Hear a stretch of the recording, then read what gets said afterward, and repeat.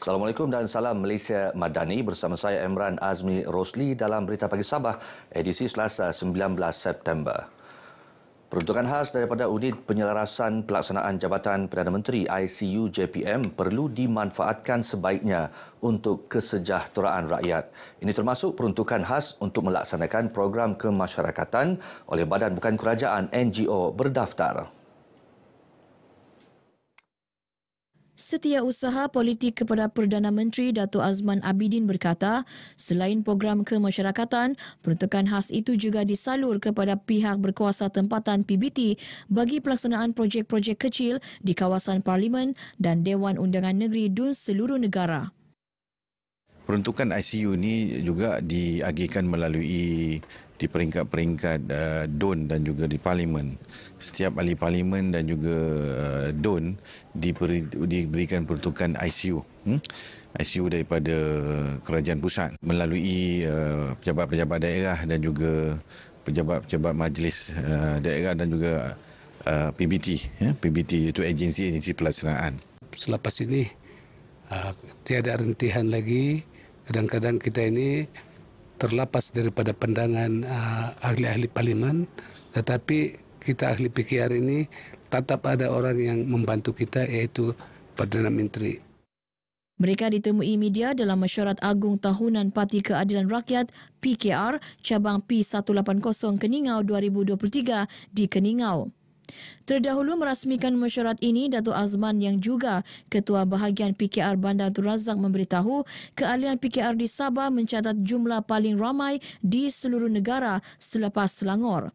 Beliau yakin jumlah keahlian yang ramai akan menguatkan lagi sokongan kepada kepimpinan kerajaan negeri yang diterajui Ketua Menteri Datuk Seri Panglima Haji Haji Nur.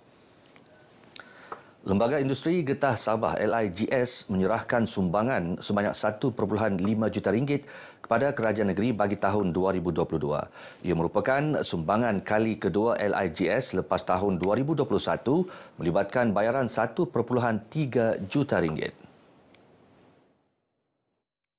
Cek replika sumbangan ini disampaikan pengerusi LIGS, Datuk Edward Linggu kepada Ketua Menteri, Datuk Seri Panglima Haji Haji Nur di Menara Kinabalu. Hadir sama pengurus besar LIGS Sabdil Tanjung dan ahli lembaga pengarah agensi tersebut. LIGS turut memberi taklimat kepada Ketua Menteri mengenai aktiviti dan program yang dijalankan seperti insentif pembelian getah, bantuan musim tengkujuh, inisiatif pendapatan rakyat 2023 dan langkah kehadapan untuk meningkatkan industri getah negeri. 10,000 Al-Quran terjemahan bahasa dusun akan diedarkan Pertubuhan Kadazan Dusun Murud Muslim se-Malaysia KDMRS Muslim kepada masyarakat Islam di negeri ini. Pengurusi KDMRS Muslim Haji Nicholas Sylvester berkata, naskah Al-Quran itu akan diserahkan sejurus lepas mendapat perkenan yang di-Pertuan Negeri Sabah Tun Dr. Juhar Datuk Mahiruddin. 10,000 naskah sudah di-print dan dia melalui semakan dengan JAKIM dan juga Kementerian Dalam Negeri dan telah selesai semuanya dan kita sudah cetak dan bersedia untuk diedarkan insya-Allah selepas ini. Ya, selepas dilancarkan oleh Yang di-Pertuan Agong. Beliau menyatakan demikian kepada pemberita selepas mengadakan kunjungan hormat terhadap Yang di-Pertuan Negeri di Istana Seri Kinabalu. Kunjungan bertujuan mendapat perkenan Tun Juhar untuk mengedarkan naskah Al-Quran tersebut selain menjemput Tun Juhar merasmikan Konvensyen Dakwah NGO Madani Negeri Sabah di Kota Kinabalu pada 23 September ini.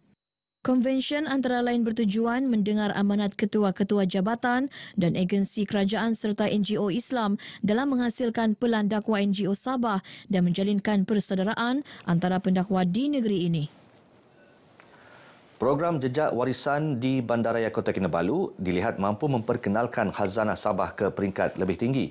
Pemandu Pelancong Persatuan Pemandu-Pemandu Pelancongan Sabah, Gwenda Gui berkata, program yang dilaksana secara percuma itu menawarkan pakej lawatan ke bangunan bersejarah sekitar bandaraya.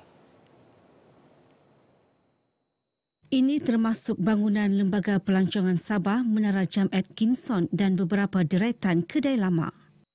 Sebenarnya sambutannya selain daripada domestik, kita ada juga pelancong antarabangsa terutamanya daripada Australia sebab sejarah ini ada sangkut paut dengan Australian.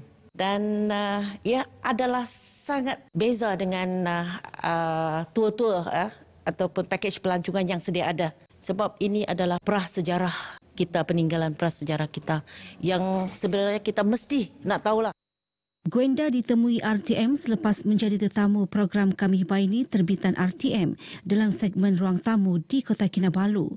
Beliau berharap orang ramai menyokong program ini yang merupakan inisiatif kepada usaha kerajaan merancakkan lagi sektor pelancongan negeri khususnya bangunan bersejarah.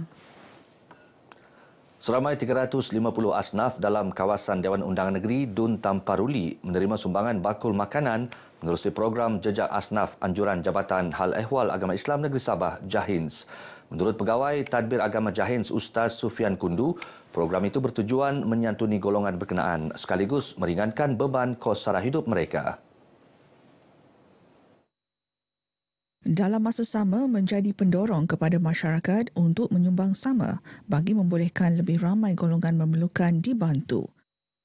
Kami telah dapat bantuan sebanyak 350 orang. Ada 8 buah kampung lah. Bantuan daripada bakul makanan kering yang kami sumbangkan pada hari ini.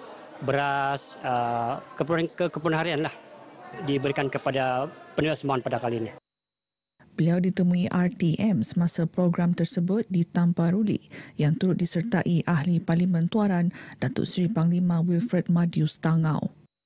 Pada kami, kita mau dengan jejak kasih ini, kita mau kumpulkan data ini dan akan menjadi sebahagian daripada data bagi kita untuk memerangi kemiskinan. Saya pikir kalau diamalkan begini lebih baik sebab kebanyakan orang-orang di sini bekerja sendiri. So, kalau boleh dibuat kemudian masa akan datang. 14 buah rumah Sabah Maju Jaya SMJ akan dibina di Kampung Sungai Kayu Sandakan. Pemimpin Pembangunan Masyarakat Dun Sungai Sibuga, Emran Elan berkata, projek pembinaan rumah berkenaan dijangka bermula minggu depan. Kalau di Sungai Sibuga ini, hanya di Sungai Kayu saja yang layak. Yang kita bikin. Kita cuba cadangkan juga di Tinusa 2, Tinusa 1. Tapi masalahnya memang faktor tanah itu tidak membuat kelayakan. Apa semua. Pasal dia di tepi sungai. Jadi SMJ ini memang tidak boleh kita bina di tepi sungai. Beliau ditemui media dalam program Gotong Royong Perdana Sempena Hari Malaysia di Kampung Sungai Kayu. Bagi Dun Sungai Sibuga, 20 rumah SMJ telah diluluskan. 2 telah siap manakala baki 18 rumah lagi akan dibina dalam tempoh terdekat. Mengulas mengenai program ini, Emran berkata ianya dapat memupuk perpaduan dalam kalangan peserta terlibat di samping meningkatkan tahap kebersihan. Beralih ke perkembangan mingguan COVID-19, 4 kes positif baru direkodkan dalam Minggu Epidemiologi ME37 bermula 10 hingga 16 September lalu. Menerusi kenyataan Menteri Kerajaan Tempatan dan Perumahan Datuk Seri Panglima Dr. Joaquim Gunsalam, jumlah itu menurun 60% berbanding minggu sebelumnya. Daripada jumlah kes positif berkenaan, 1 kes masing-masing direkodkan di Kota Kinabalu, Tuaran, Sandakan dan Tawau. Bilangan pesakit dalam rawatan menurun 8%, iaitu 89 kes berbanding 97 kes minggu lalu. Tiada kes kematian dilaporkan menjadikan angka korban akibat COVID-19 di Sabah kekal 3,210 orang, manakala kumulatif kes COVID-19 ialah 408,151 orang. Radio di lokasi RDL Tawau FM menjadi wadah mendekatkan penyampai Tawau FM bersama pendengar dan peminat setia. Program sempena Karnival Hari Malaysia 2023 berkenaan dikendalikan 4 penyampai iaitu DJ Tamrin, DJ Wafah, DJ Kayum dan DJ Akhi. Penyampai-penyampai Tawau FM bersiaran secara langsung, mengadakan rancangan permainan, kuis Hari Malaysia, menyiarkan lagu serta menyampaikan maklumat. Merapatkan lagi lah silaturahim antara penyampai Tawau FM sendiri bersama dengan masyarakat yang berada di Tawau ni, sekaligus tu mempromosikan lagi lah rancangan-rancangan yang terbitan dari Tawau FM kan, supaya memberi pendedahan kepada mereka tentang rancangan Tawau FM, supaya boleh menarik lagi lah minat dan juga menaikkan lagi lah bilangan pendengar-pendengar Tawau FM. RDL Tawau FM dianjurkan Persatuan Kebangsaan Melayu Tawau PKMT dengan kerjasama Majlis Perbandaran Tawau dan Tawau FM. Secara tidak langsung dia dapat mengeratkan juga hubungan silaturahim para penggerai, para agensi-agensi kerajaan yang ada. Jadi saya harap acara radio di lokasi ini, mungkin kalau kita ada program lagi pada akan datang, kita terus dapat bekerjasama lah dengan pihak RTM, Tawau FM untuk sama-sama, dan kita amat mengharapkan pihak RTM dapat mengadakan lagi acara program radio di lokasi ini di mana-mana program yang kita akan laksanakan akan datang lah, insya-Allah. Kemeriahan program ini menjadi tumpuan orang ramai sekaligus memeriahkan Karnival Hari Malaysia 2023 di perkarangan Majlis Perbandaran Tawau. Terima kasihlah kepada RTM karena turun di sini. Dengan ini kami dapat kenal yang selama ini kami hanya dengar di radio, kami tidak tahu yang mana yang namanya CA, yang mana namanya CB, kami pun tak tahu, kenal nama saja. Dengan adanya ini kami boleh berkenalan dan kami tahu siapa DJ-DJ RTM yang rajin ke udara walaupun dengan suara sejak kami dengar. Dengan adanya Tawau FM di lokasi ini kita dapat berkenalan lah dengan DJ-DJ yang selama ini kita dengar suara saya. Tapi kali ini kita dapat bersua muka lah. Lagipun banyak aktiviti yang menarik. Sukaneka yang dijalankan sangat seronok lah. Pesta Kebudayaan Cina Kebangsaan ke-38 Anjuran Gabungan Persatuan Cina Sabah FKAS akan berlangsung selama 3 hari di Pusat Konvensyen Antarabangsa Sabah SICC Kota Kinabalu bulan depan. Pesta bermula 6 hingga 8 Oktober itu diisi dengan pelbagai aktiviti menarik. Our guest of honor, Prime Minister Datuk Seri Anwar Ibrahim, and our special guest, Chief Minister of Sabah, Datuk Seri Panglima Haji Hajiji bin Haji Noor, on 8 October. So, inside the SICC banquet hall, we managed to have 5,000 seats available for the public. The admission is free. All are welcome. So, we wish you all let your friend know. Please come and join us on the 8th October in SICC Level 2. All are welcome. Pengerusi penganjur program Datuk Suzan Wong. Kali terakhir Sabah menjadi tuan rumah Pesta Kebudayaan Cina Kebangsaan pada 2011.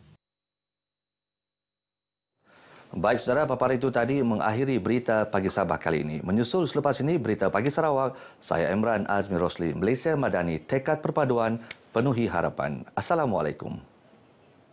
You are the motivation, RTM, especially for you. Knowing kombinasi, on soy kapio, o sonong kopio.